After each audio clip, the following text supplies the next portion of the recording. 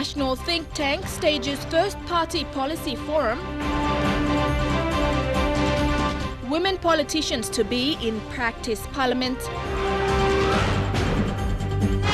And PNG Woman authored book to launch on International Women's Day. This is National EMTV News with Helen Sayer. Good evening and thank you for joining me for Tuesday's news. The voting population in Papua New Guinea is faced with the challenge of differentiating between political parties based on their policies. This is why the country's leading think tank, the National Research Institute, is providing a platform for political parties to reveal their public policies in the lead-up to the national election. Senior Deputy Director of the PNG NRI, Dr. David Hayes, said with over 40 registered political parties with similar policies, it is difficult for the public to identify the policies of each of the parties. The National Research Institute says Papua New Guinea has a fragmented party system where it is difficult for the public to identify the policies of each registered political parties. NRI is therefore providing an opportunity for political parties to talk about their policies for the benefit of the voting population. From an NRI's perspective, obviously public policy is at the cornerstone of good governance. It's very easy to stand up in an election campaign and say we're going to do this and we're going to do that. The challenge is to actually stand up with costed policies that are based on evidence, and to present those costed policies based on evidence in a way that people can understand. And for us, that's at the core of public policy. It's the key challenge for public policy, but it really is the key ingredient that will take Papua New Guinea forward. Last week, Registrar of Political Parties Dr. Alphonse Gelu said the registry is working on establishing a system which will see political parties driven by their policies. He said citizens should cast their votes while fully aware of the policies of the political parties to which their candidates belong. We have to move away from this old practice of us not working closely with our policies that we have devised and policies that we have campaigned on during the elections and policies that we should get into Parliament and implement. Dr. Ayres also said candidates have been known to have local focus. There is, however, a need for candidates to also address national issues. It's important that the parties themselves start to articulate national priorities. I gave some examples around what will they do around debt management, what's their position on Bougainville, what's their position on the APEC conference coming up. These are national issues. They're not related to any one person's electorate. And it's important that as political parties they spell out where they stand on some of these important national issues. The NRI will be hosting forums for political parties to announce their party policies every Tuesdays and Thursdays for the next few weeks. Today's forum saw one of the country's oldest political parties, Pangu Party, talk about their policies. Deli Waigeno, National EMTV News. Today, Pangu Party executive reconfirmed that if the political party should take government after the election, it will create a ministry for the coffee industry alone. The National Research Institute has called on political parties to be realistic in their policy making during this year's election. The think tank has studied past elections and the policies that were promised by political parties have never been fully implemented. NRI Senior Deputy Director Dr. David Hayes says party policies must spend in priority areas. Bethany Harriman with this report. The coffee industry in Papua New Guinea generates around 500 million kina annually from exports. That's significant when PNG only contributes around 1 million bags of coffee a year. With elections in less than a month, the Pangu Party has reconfirmed their plans for the coffee industry. Today, Pangu Party announced that if it does win elections, it will fund a whole new ministry dedicated to coffee. The funding allocation will stand at around 1 billion kina. The announcement was made today at the National Research Institute Forum for Political Parties. Firstly, I said the party leader that took the initiative or made a commitment to create a ministry for coffee alone. In November last year, the party's parliamentary leader, Sam Basil, announced that the party, if in government, would spend 1 billion kina to develop the sector. We'll make coffee become a department of its own with its own ministry, and cacao to become a department of its own, because both cash crops are bringing in almost 500 million into PNG's economy. Our aim is to build that 500 million into 2.5 or 2 billion industry. Today, the National Research Institute's Senior Deputy Director, Dr. David Ayres, said political parties must be realistic in their policies. I think what we've heard today is what they would like to do. I think probably what they need to come back with is what they can afford to do. And I think that'll be the challenge going forward. Pangu Party's plan is ambitious and bold, but industry experts and think tanks believe that political parties must be realistic with their campaign policies to effectively deliver services to the people. Bethany Harriman, National EMTV News. The second annual Practice Parliament for Women started its 5-day training program today. 50 selected female candidates will undergo this training program, organized by the United Nations Development Programme in coordination with the Office of Integrity of Political Parties, the National Parliament and the Department of Community Development and Religion. The aim of the program is to train and prepare the intending female candidates on national policy issues, parliamentary processes and campaign strategies. This program will basically train them on how to be a politician.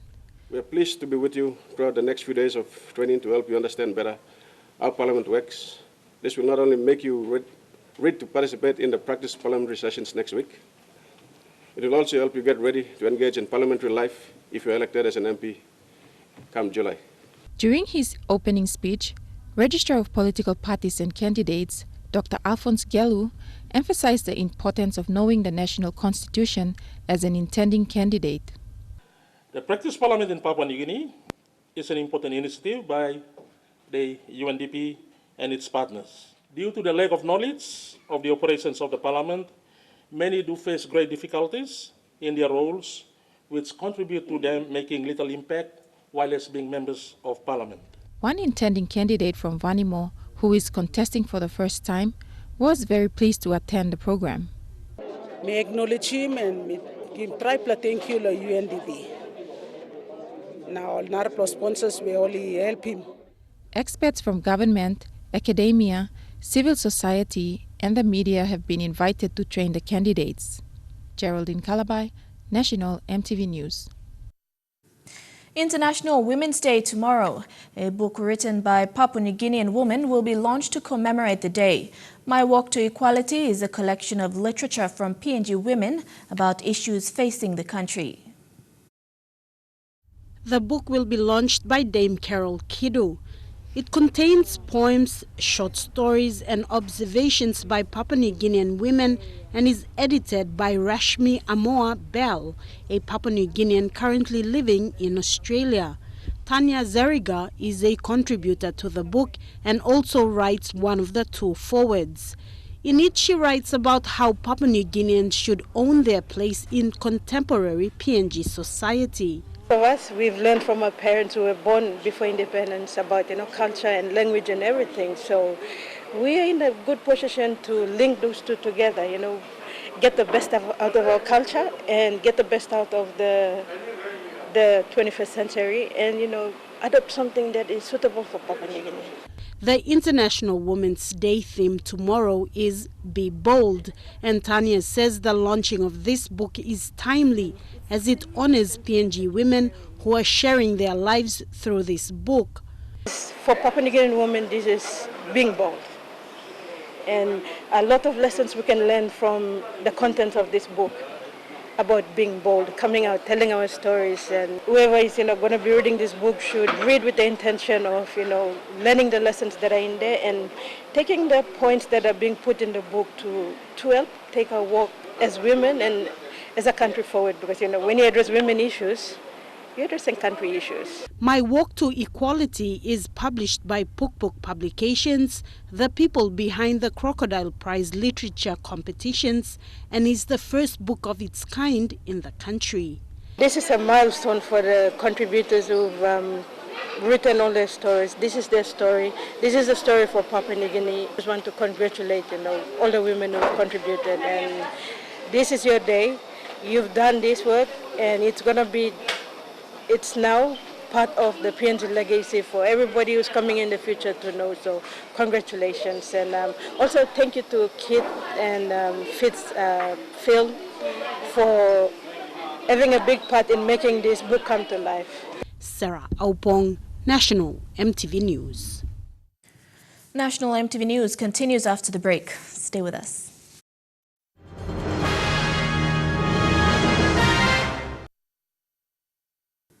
Welcome back.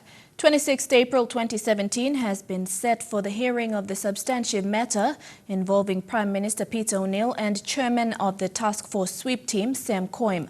Chief Justice Sir Salamo Injia ordered that all parties involved must be ready for trial come April.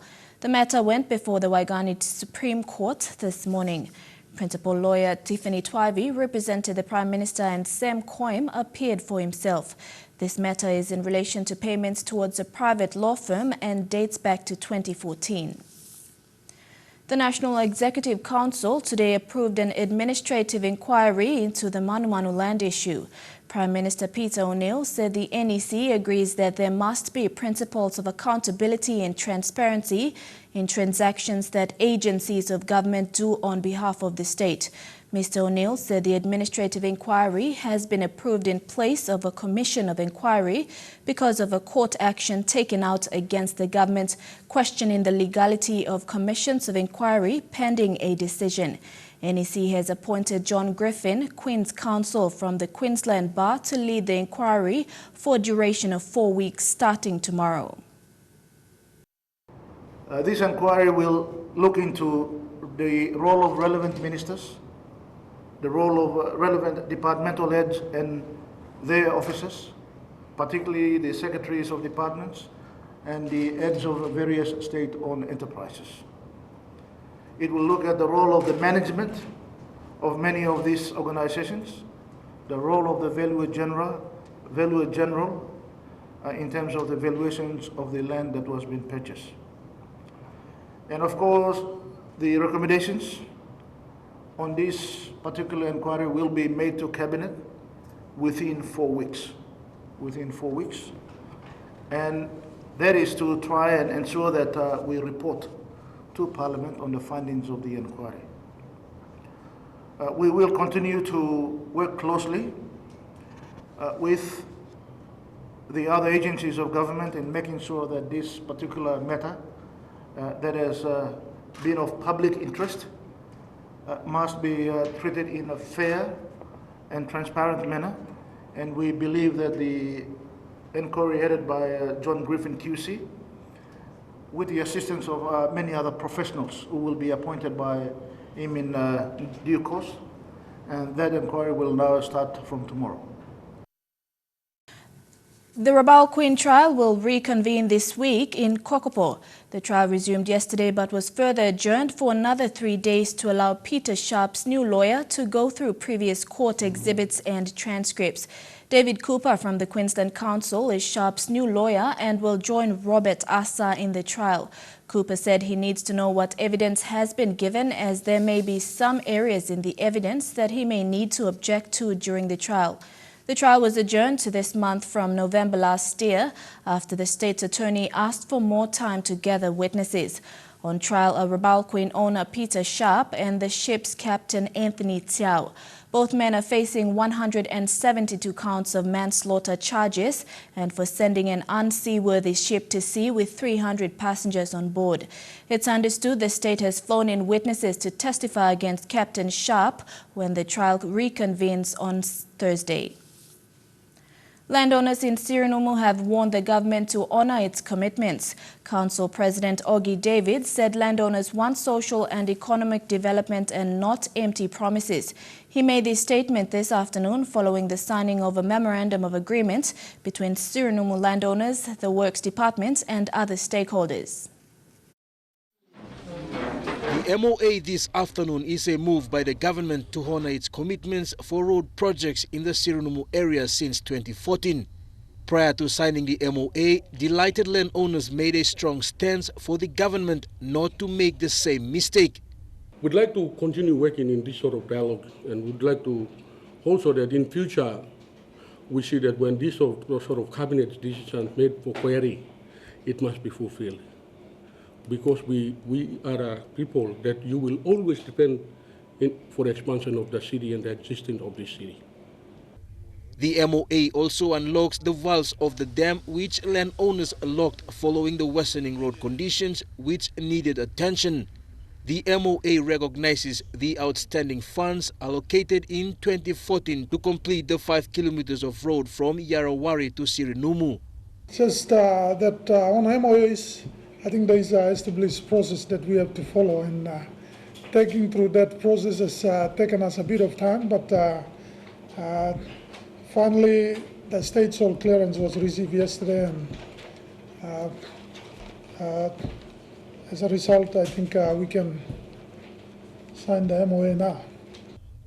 Following the legal clearance of the MOA by the Office of the State Solicitor, the National Executive Council will approve the funding before construction work begins. Award the contract and commence works right away on the remaining section. That's what's stated in the cabinet paper, which you have had the legal clearance being read out by our lawyers. So I think with the legal clearance now in place, Sirinumu landowners hope this MOA will pave way for other developments in the area. We don't want this repetition. PNG Power, we don't want this repetition of what you've done on Sirinumu Dam and Rona.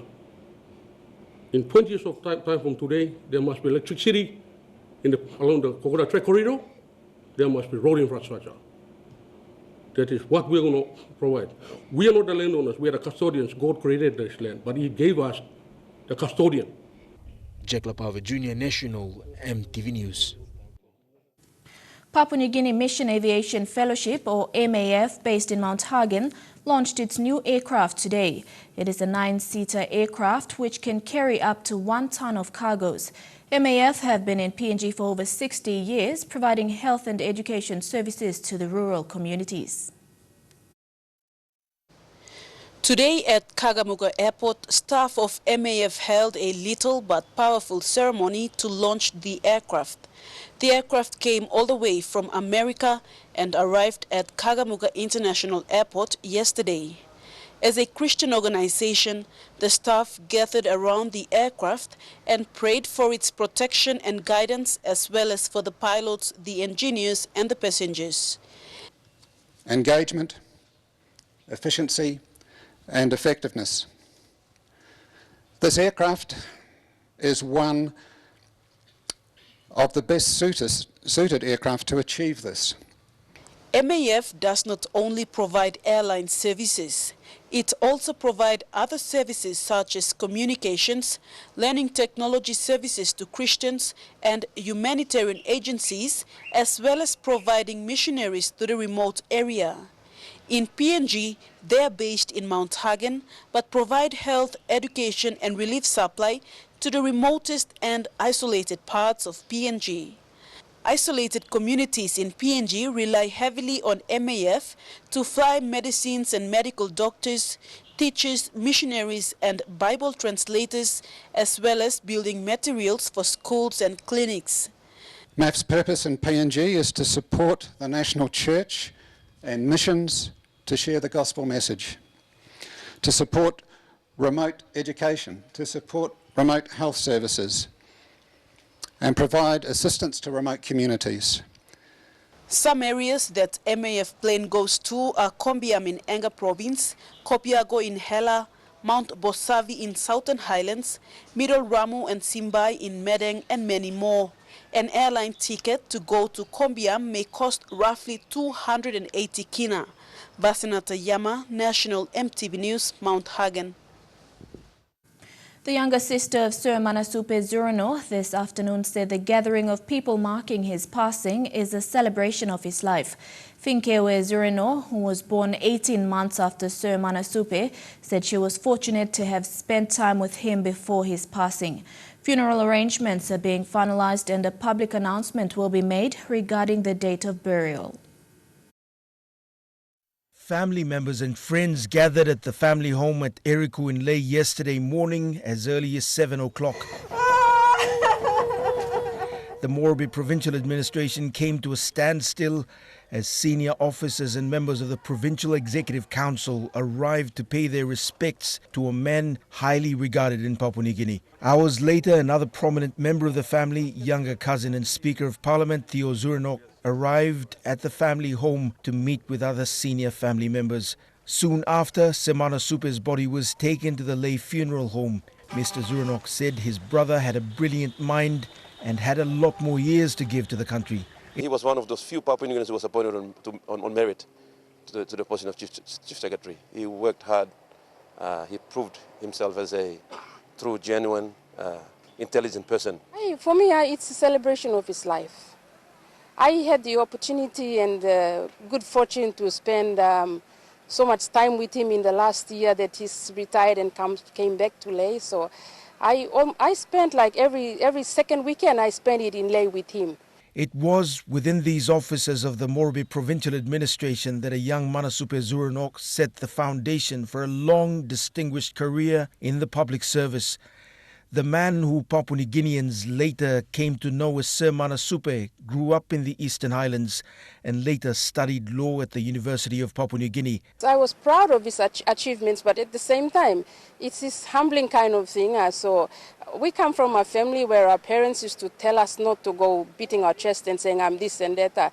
So he did these things and we supported him in the background without coming out and making a really big noise and saying that, all sorts of things, that we just slowly supported him in our own way in the background. But it was a proud moment for me to watch him go up to where he got to. For many who served with him when he was administrator, he was a leader who led from the front and touched the lives of many people. He knows so many people, he's got a very, very smart mind. He's able to remember the names of every person he meets, even the wife of the power station manager in Kabum, he knows that. That's who Manasupe was, you see. Our dad taught us to be very grounded, to be very humbled, and to appreciate the smaller things in life, the little people, to come and be with our families and to come and experience the real Papua New Guinea. In the beginning of 2016, Sir Manasupe retired from the public service. He also announced he was suffering from Parkinson's disease. Over the last 3 years, he had lost his ability to speak and move due to the disease. Late yesterday, the Prime Minister Peter O'Neill and the opposition leader Don Pollier released separate statements expressing their condolences. Both men expressing that Sir Manasupe was a leader whose advice was both sound and wise. For now, Sir Manasupe's body will remain at the funeral home as the family makes arrangements for his burial. The family has also expressed that they are mindful that a lot of people will have to be consulted regarding funeral arrangements before he is laid to rest. Scott Waide, National EMTV News, Ley. Elementary school teachers in Ley, Morobe have raised concerns over the delay of standard-based curriculum materials, which were supposed to be distributed to schools at the beginning of the year. Minister for Education Nick Kuman and Secretary for Education Department conducted the official launching of the standards-based curriculum materials in January in Port Moresby. However, some schools are still using the outcome-based curriculum to teach because of the delay with the SBC materials. St. Mary's Elementary School in Ley, Morobe, is one of many elementary schools still teaching using the outcome-based curriculum. The teacher in charge, James Rubin, said the materials were supposed to reach all schools in Morobe in July last year, but that did not happen. We are still on OB. We are using OB now, right now. I don't know the other schools. The standard-based curriculum, which replaces the outcome-based curriculum, was rolled out in Morobe after the training in June last year. More than 400 elementary teachers in Ley attended the SBC training and were supposed to implement the curriculum beginning this year. The teachers are still waiting for the SBC materials. SBC taking longer time, 2 months now. We contacted the Assistant Secretary for Curriculum Development Division, Stephen Tandale, yesterday. He said elementary schools in Morobe would receive the materials once the shipment for Daru in Western Province is completed next week. The SBC materials include syllabus and teacher's guide for the 4 subjects: maths, English, language, and community and culture. Julie Badui Owa, National EMTV News, Leh.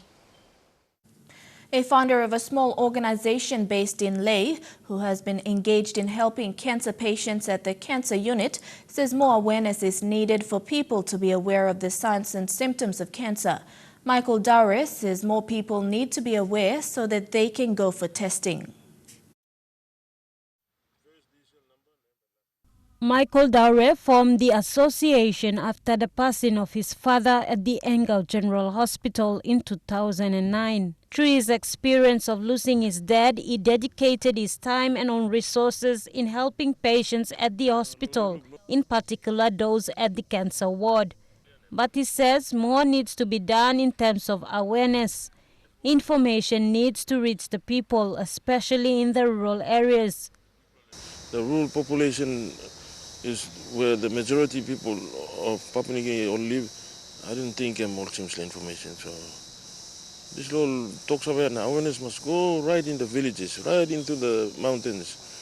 Kalapim Solvarana go all place where you valuation and go karim go man can walk about almost karim slow talks about must go. Dowry says the government has failed to help its people in terms of providing the best equipment and drugs for its cancer patients in the country. More effort is needed in the fight against cancer. He added, while those who can afford go overseas to get treatment, limited attention has been given to those who cannot afford treatment overseas. Government fail big brother, so government need to put in this thinking blame, focus blame, strong no fighting cancer. Cancer, you know, things you don't have kissing cancer, but no good one that time by you prime minister or you health minister, but you can kiss la sick time, or even marry blue or picking blue. In the last 3 months, there has been a public outcry over the limited attention given to the PNG Cancer Treatment Facility here in Leh. Patients came out on the media calling on the government to help rescue the unit. The public outcry has also prompted the Health Minister, Michael Malabak, to come out on the media last month, saying the PNG government has already come up with a plan to solve the cancer problem. Malabak said the National Health Department will need 15 million kina annually to provide decent treatment for cancer patients in the country. He said other treatments available include surgery, chemotherapy, radiotherapy, and anti-cancer drugs available at the Port Moresby General Hospital and the Engel Memorial Hospital. While Malabak's response looked promising, for now the PNG Cancer Unit is in dire need of an oncologist. About 25 patients currently admitted at the cancer unit are still waiting to undergo radiotherapy treatment. Mata Luis, National EMTV News, Leh. Fuel prices in the country will increase this month. Watchdog, the Independent Consumer and Competition Commission, says this is due to the continued increase in world oil prices. The new prices will take effect tomorrow. Watchdog ICCC in a statement revealed that beginning tomorrow, petrol, diesel and kerosene will see a gradual increase from its previous retail price throughout the country.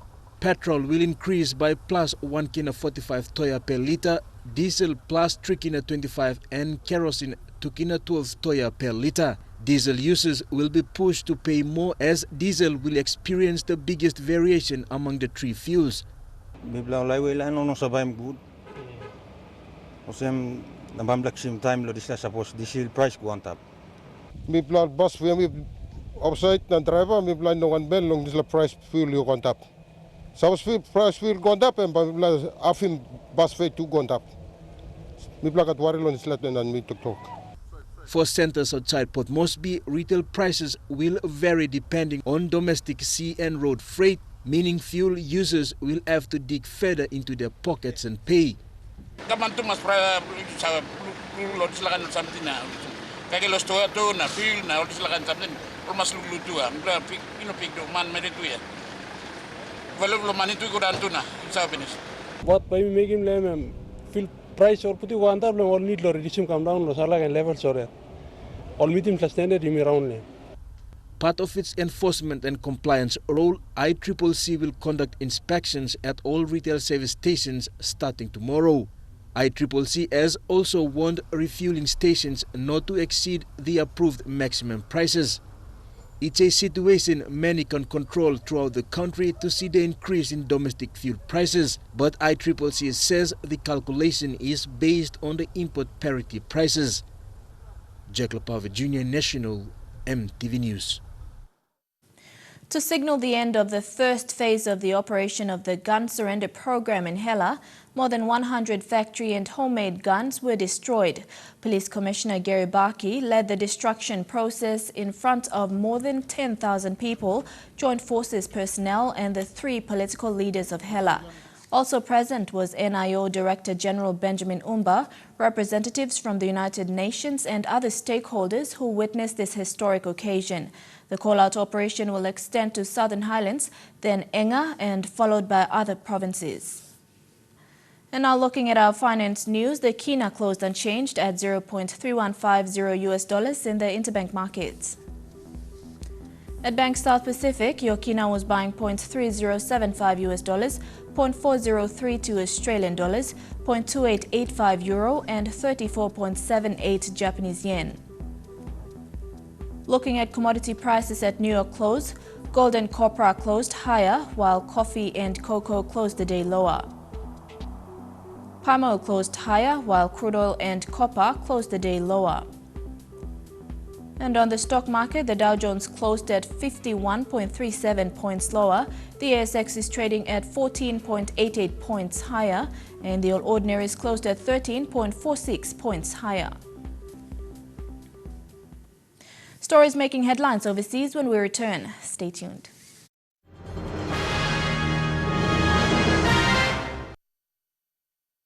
Welcome back to the news. Turning overseas, U.S. President Donald Trump made a stunning claim, alleging without offering evidence that his predecessor Barack Obama wiretapped his phones in the 2016 election. Trump's tweets are the latest in a string of wild accusations he made since taking office.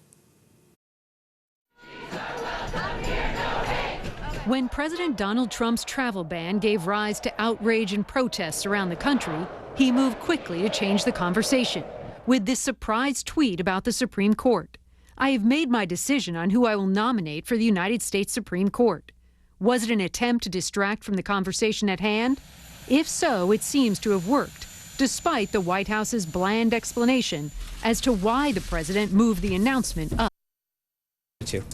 The conversation turned to speculation about Supreme Court justice nominees. Changing the narrative away from the controversy at hand is strategy Mr. Trump used during the campaign, too. I will gladly lend you my copy. After he got flack for going after the parents of Captain Humayun Khan following their speech at the Democratic National Convention. If you look at his wife, she was standing there. She had nothing to say. Maybe she wasn't allowed to have anything to say. Then candidate Trump changed the narrative again by suddenly announcing he would not endorse Paul Ryan and John McCain in their primary races. Also during the campaign, when the Access Hollywood tape came out, I better use some Tic Tacs just in case I start kissing her. Knowing the tapes would be an issue at the presidential debate later that month, Trump invited Bill Clinton's former accusers to that debate, as if to say, "Don't talk about me, let's talk about him." After the election, Trump seemed to try to put an end to chatter about him losing the popular vote by tweeting that he'd actually won the popular vote if you deduct the millions who voted illegally. The conversation quickly turned to questions, still unproven, of voter fraud. That same month, after agreeing to settle a fraud lawsuit against Trump University for $25 million, he pivoted again. Twitter that the cast of the Broadway show Hamilton apologized to then Vice President-elect Mike Pence for this. And when Donald Trump was supposed to hold a press conference to address questions about business conflicts of interest, he postponed it, then suddenly made news by appearing in the lobby of Trump Tower with Kanye West. And you take care of yourself. I'll see you soon. All right? And remember those calls for Donald Trump to release his tax returns after the election? He made that story go away, at least temporarily, by appearing at CIA headquarters. There is nobody that feels stronger about the intelligence community and the CIA than Donald Trump. And just days after he forced out his national security advisor, Michael Flynn, President Trump made new headlines with a 77-minute press conference. The press, honestly, is out of control. The level of dishonesty is out of control. That got all the attention, and the Flynn story got buried, if only briefly. Chukai Sports is next. I'll be back with the details.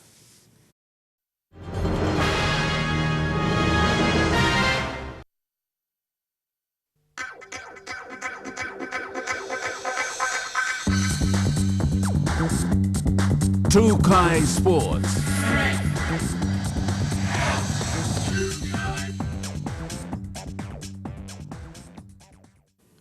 Welcome to Chukai Sports.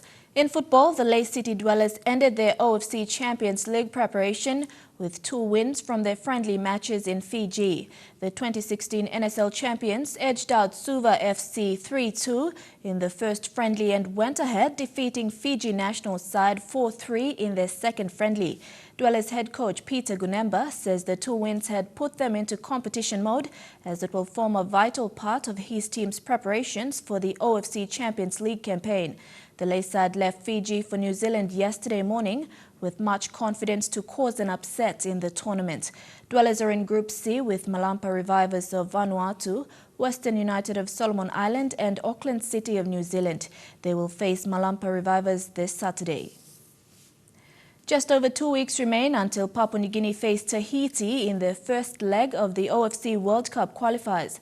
The squad began assembling yesterday for their final preparations before the crucial encounter, and overseas-based players have gelled with the team.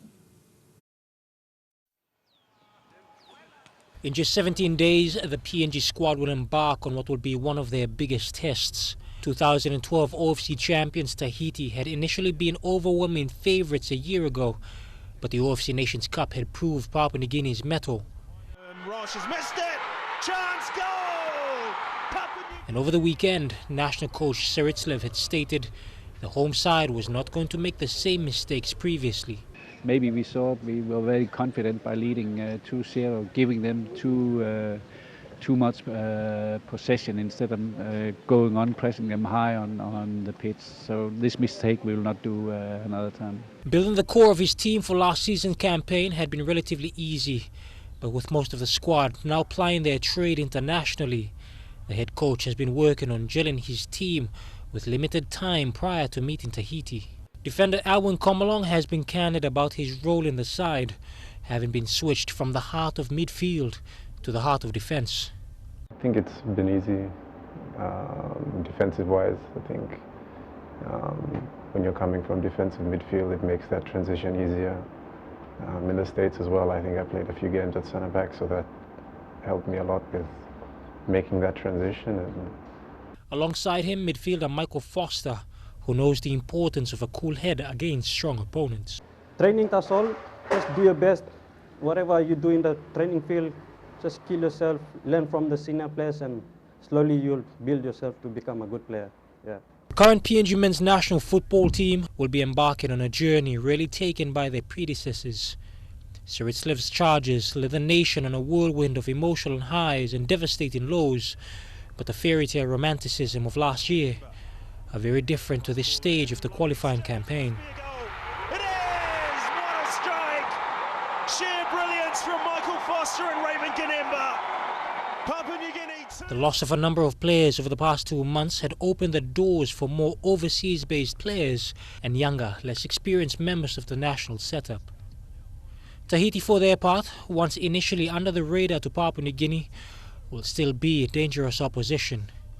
Physically bigger and with better individual technical ability, the Francophones have the benefit of European football education, and the hosts are no doubt wary of that. Papua New Guinea will face Tahiti on the 23rd of March at 5 p.m. Jeremy Moggy, National TV Sports. Chukai Sports continues after the break. Stay tuned.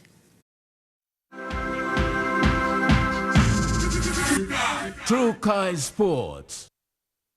Welcome back to Trukai Sports. 4 PNG athletes will head to Birmingham, Alabama this weekend for the National Collegiate Athletic Association or NCAA Division II National Indoor Track and Field Championship. The athletes are long jump national record holder Reli Kaputin, sprinter and hurdler Fore Ada, Adrian Monagi and triple jump national record holder Peniel Richard.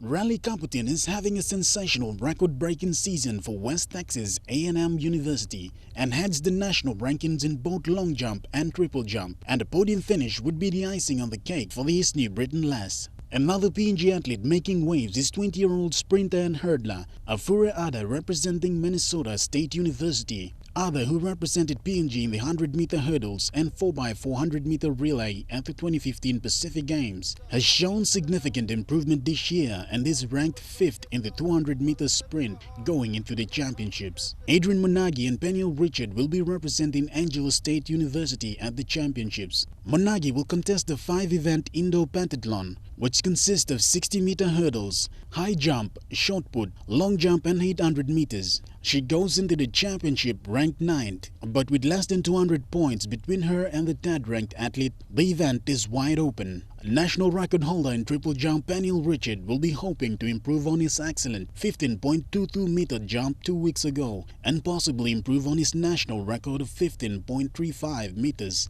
set outdoors last year. Shane Soroya, National EMTV Sports. President of the new Metro Bowling Club, Kevin Kautu, says the new bowling facility is attracting both young and old to participate in the club competition. Kautu said while there's more room for new members, the new synthetic field is built to international standards and used by both juniors and senior players in preparation for their international fixtures this year.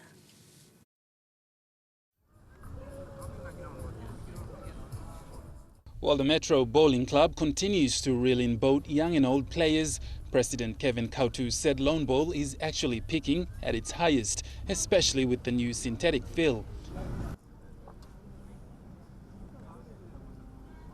Kautu said clubs around the country will be prepared to participate in organized championships in preparations for their international fixtures this year. Lay is our biggest base of junior bowlers. So we've got 4 players from Lay, junior players, age ranging from 15 to 24. We've got 4 from Lay and 2 from Port Moresby, who have acclimatized themselves and adjusted to this synthetic green that we have, thanks to Sports Foundation for the facility.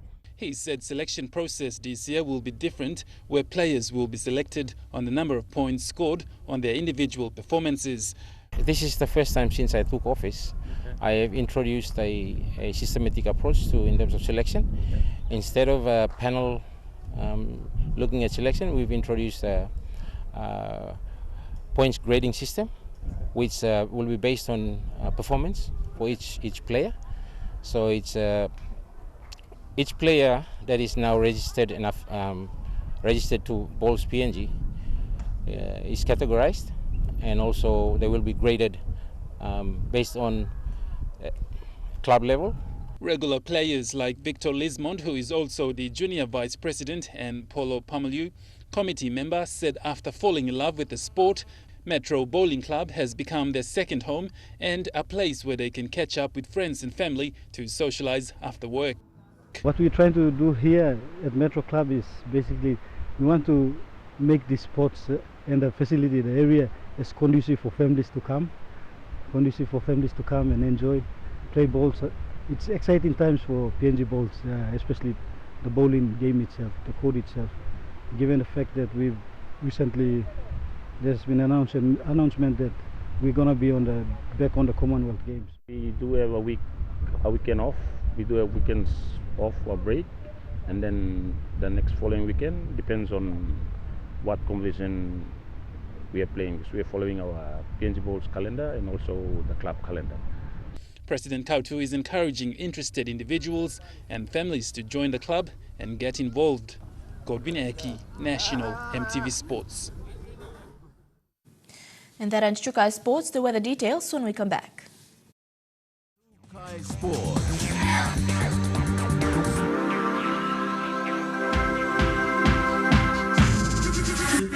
True Kai Sports. The weather details are proudly brought to you by Dulux Weather Shield. Worth doing with Dulux.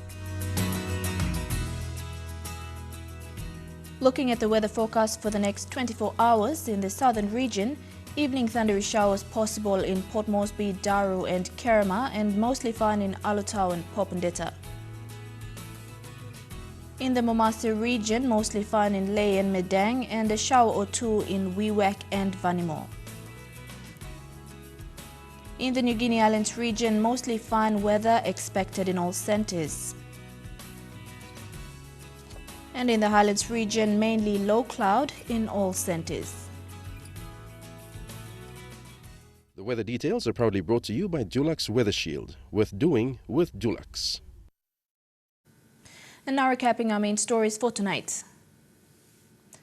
National think tank stages first party policy forum, women politicians to be in practice parliament, and PNG Women authored book to launch on International Women's Day. And that's the way it is this Tuesday, 7th of March 2017. On behalf of the entire EMTV News team, I'm Helen Seah. Pleasant viewing. Good night.